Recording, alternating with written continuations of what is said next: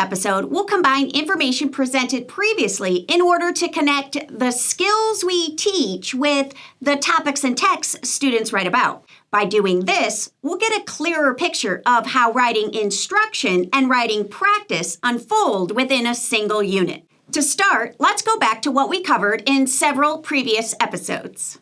In episode 1, we covered the need for whole class instruction on grade level skills, followed by time for students to apply them in their writing. In episode 2, we broke down a mini lesson and how it follows the gradual release, including I do, we do, and you do. In more recent episodes, we targeted argumentative, informative, and narrative writing. And while we focused on which skills to teach, we've not spent time addressing what are students writing about.